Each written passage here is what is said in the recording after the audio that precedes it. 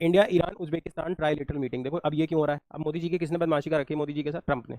अब जब ट्रंप बदमाशी करेगा तो मोदी, रशिया कौन जाएगा चाइना के पास? रशिया तो बैलेंस करने की कोशिश करता है, चाइना इज मोर पावरफुल। तो अब देखो यहाँ पे इंडिया के साथ एक प्रॉब्लम है। इंडिया का जो ये वाला रीजन है ना, ये कुछ कुछ ऐसा है, हमें पढ़ाया ऐसा जाता है, क्योंकि इधर कुछ अक्साई चीन ले लिया है और इधर वाला पीओके पाकिस्तान के पास है। तो हमारा ऑन पेपर तो हम यही बोलेंगे, मतलब ऑन पेपर हमारा कोई बॉर्डर टच नहीं होता अफगानिस्तान से। और अफगानिस्तान लैंडलॉक्ड कंट्री है। यहाँ पे पाकिस्तान है, यहाँ ईरान है, यहाँ अफगानिस्तान है, और ये पूरा सेंट्रल एशिया है। उज्बेकिस्तान, किर्गिस्तान, कजाकिस्तान, तजाकिस्तान, है ना। तो अब इंडिया को यहाँ से ट्रेड करना है।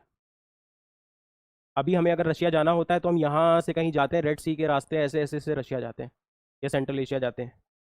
मेरी बात समझ पा रहे हो? क्यों? क्योंकि लैंड से भेज नहीं सकते, यहाँ पीओके है, पाकिस्तान जाने नहीं देगा, है ना। तो हमने क्या किया, हमने एक ऑल्टरनेटिव रूट लिया, हमने ईरान से बात की।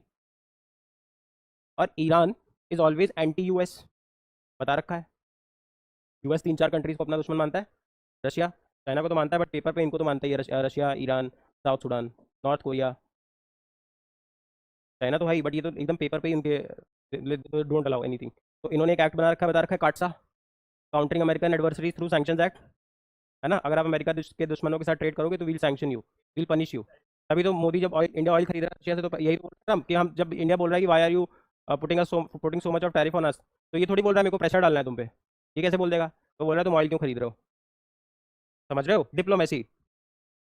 अब देखो, अभी मैंने तुमसे क्या बोला था, 2014 हम न्यूट्रल रह रहे थे, हम इसराइल का एकदम सपोर्ट भी नहीं कर देते थे, हम पैलेस्टाइन की भी बात करते थे।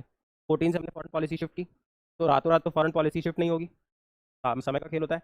2016 में इंडिया को ईरान ने एक जगह दे दी, चाबहार नाम की, और इंडिया से बोला कि आप यहाँ पे पोर्ट बना लो और ये आपका है, यहाँ चाबहार। अब इंडिया को फ़ायदा क्या था? अब ये जो प्रॉब्लम आती थी पूरा घूम के जाना, ये खत्म हो जाती, क्योंकि हम ईरान तक पहुँचाते सामान, फिर ईरान से बाय रोड भी जा सकते थे। इसीलिए इसको बोला गया multi modal, multi modal transport. Multiple modes है ना, पहले शिप गई, फिर बाय रोड जाएगा, फिर बाय शिप जाएगा, इसको बोलते हैं मल्टी मॉडल।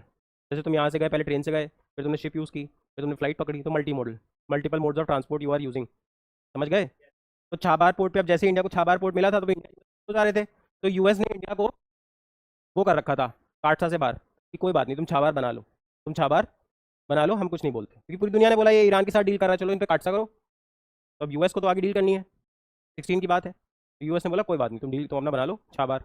अब ट्रंप ने जो इतनी सारी चीज़ें की उसमें एक चीज़ ये भी की है कि छाबार का सैंक्शन लगा दिया है, इसको यूज़ करोगे तो we will put more sanctions. समझ रहे हो? तो छाबार है कहाँ पे? ईरान में। समझ पा रहे हो ये चीज़? कहाँ? हाँ। अब इसमें एक चीज़ और समझ लो, छाबार पोर्ट याद रखो कहाँ पे है? ईरान में है। दूसरी चीज़ एक याद रखोगे, international north south transport corridor, international north south transport और north south international, multiple nations are involve, जहाँ पे भी दो से ज़्यादा देश हैं वो इंटरनेशनल, अमंगस्ट नेशनल, है ना। Inter house competition, inter school, है ना, पक्का। International, different Nations, multiple Nations, तो इंटर नेशंस, इंटरनेशनल। समझ गए? पक्का। अब international north south transport corridor बनाया जा रहा है इंडिया टू रशिया, क्योंकि हमें रशिया सामान भेजने में अभी बताया इतना टाइम लग रहा था, रेड सी होकर पूरा घूम के जाना पड़ रहा था। अब अगर हमें छाबार पोर्ट मिल जाता तो हम रशिया भी जल्दी पहुंचते।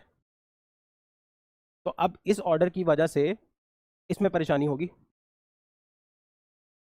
तो ये रूट तुमसे पूछ सकता है कि आईएनएसटीसी रूट किसके बीच में है?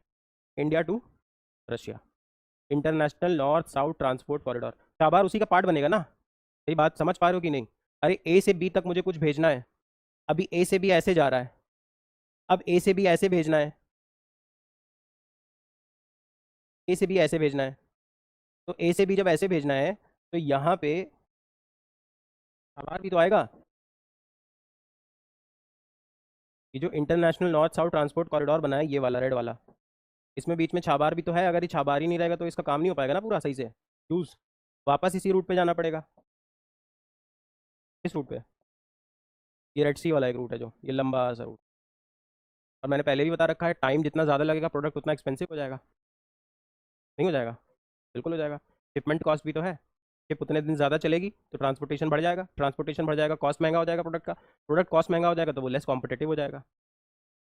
पक्का। तुम लोगों का क्लास कब से चल रहा है?